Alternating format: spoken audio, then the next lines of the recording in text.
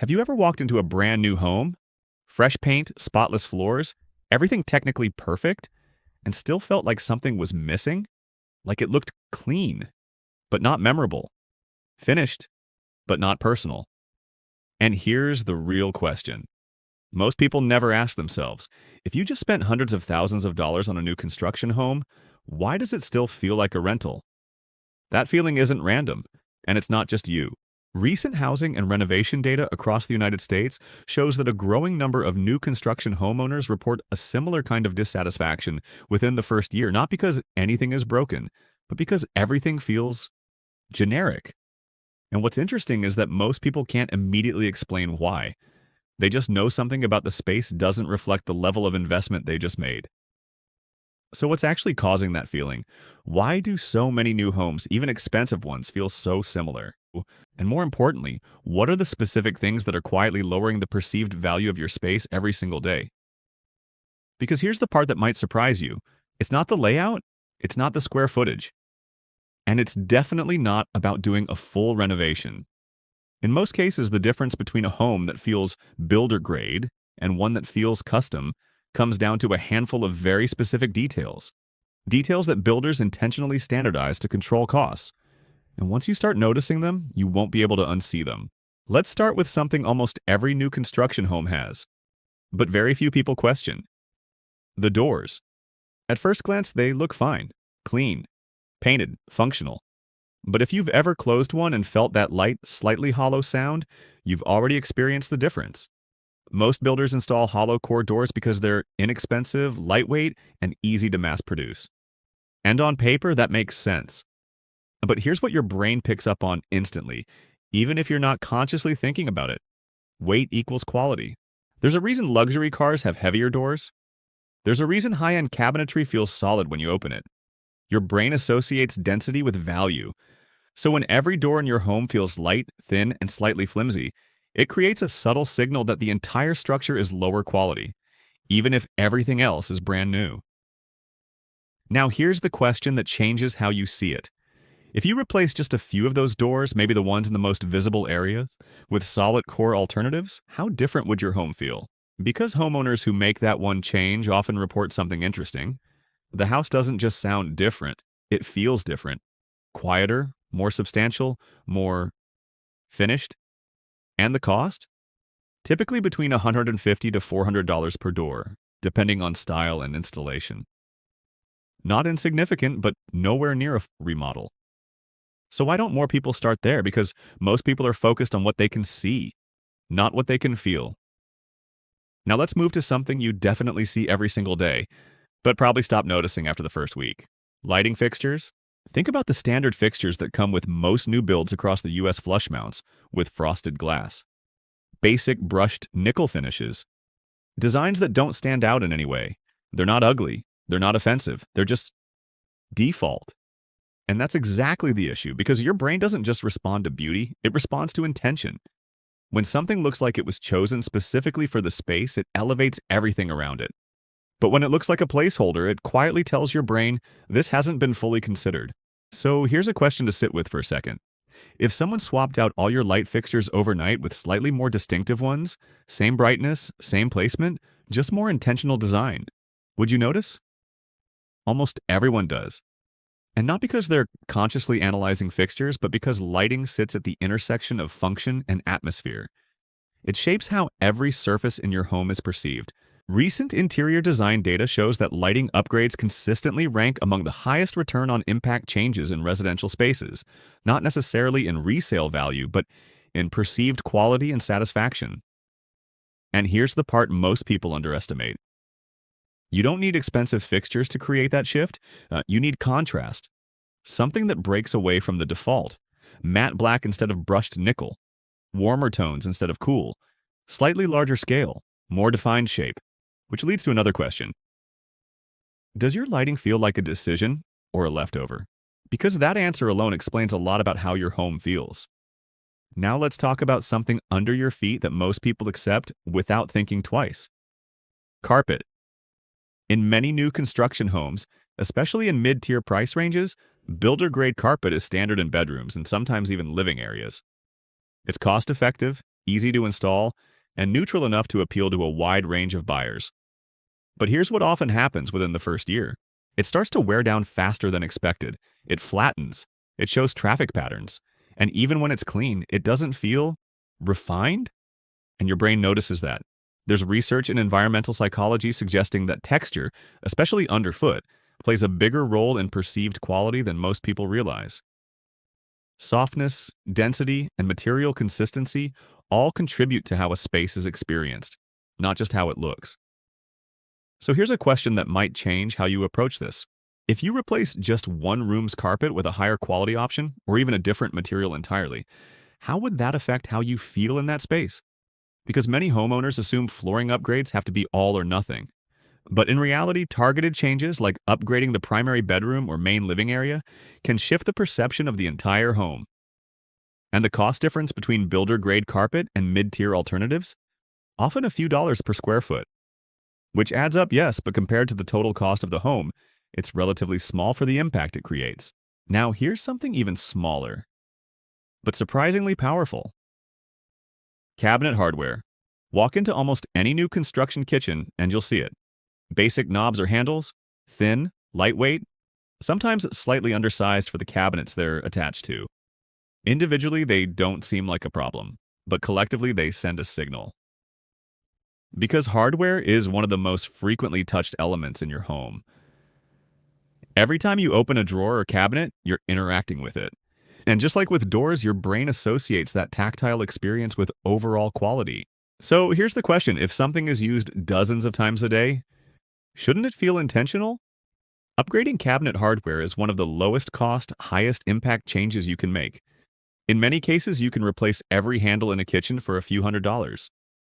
And yet the difference in how the space feels is immediate. Heavier, more deliberate, more cohesive.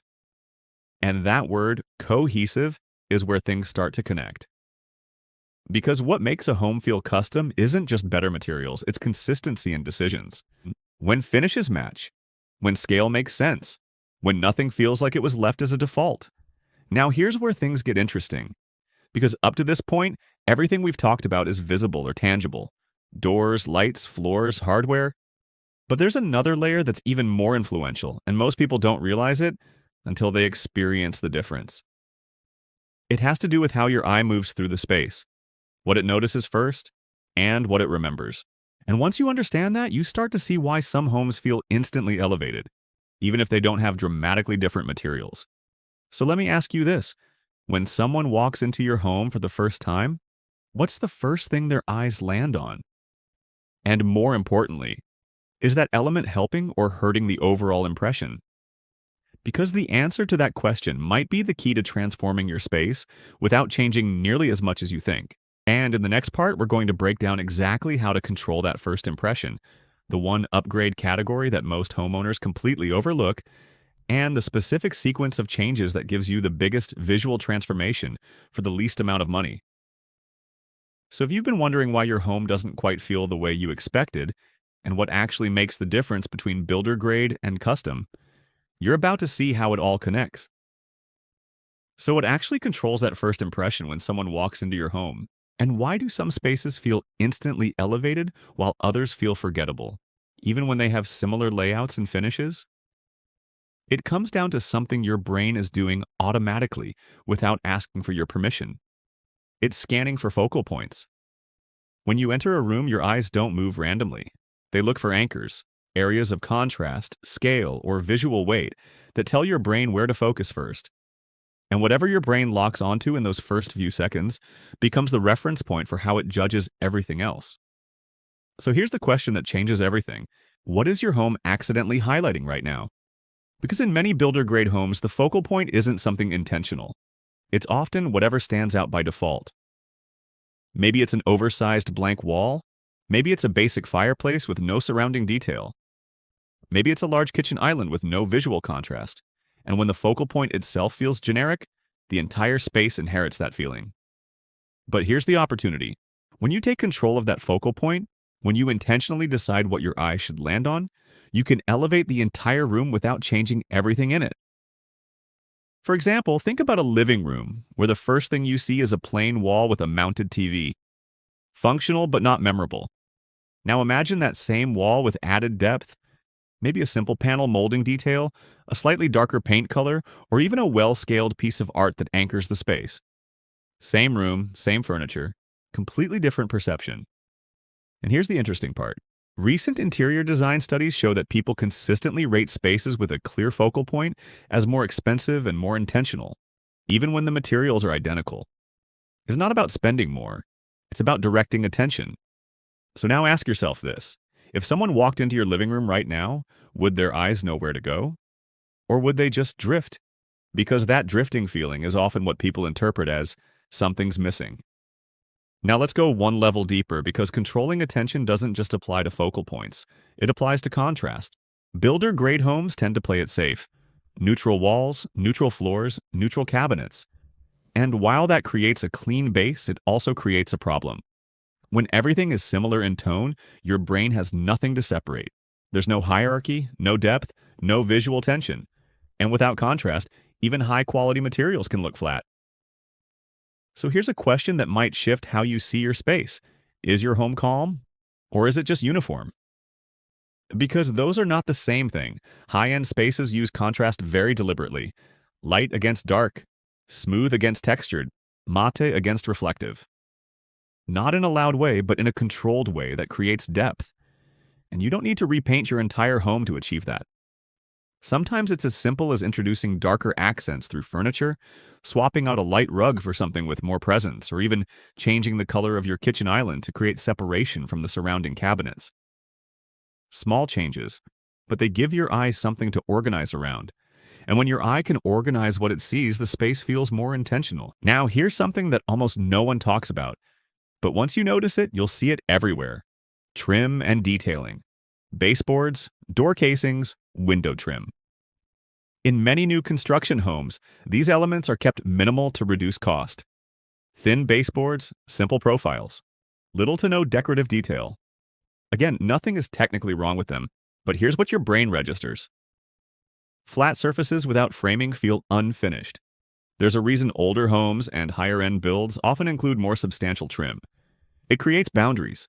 It defines transitions. It adds a layer of craftsmanship that your brain associates with care and effort. So here's the question. If you look at the edges of your rooms, the places where walls meet floors, doors, and windows, do they feel defined? Or do they just fade away? Because upgrading trim is one of those changes that doesn't scream for attention, but quietly upgrades everything around it. Taller baseboards, slightly thicker casings, even simple wall molding in key areas. These are not headline renovations, but they create that "I don't know why this feels nicer" reaction that so many people are chasing. Now let's talk about something even more subtle. Sound. Yes, sound. Have you ever noticed how some homes feel quieter, more solid, more insulated from the outside world? That's not just about location. It's about materials and construction choices. Builder-grade homes often prioritize efficiency over acoustic performance. Hollow doors, thinner walls, basic insulation. And while everything meets code, it doesn't necessarily create that sense of quiet comfort. And here's what's fascinating. Your brain interprets quieter spaces as higher quality, less echo, less vibration, less outside noise. It creates a sense of stability.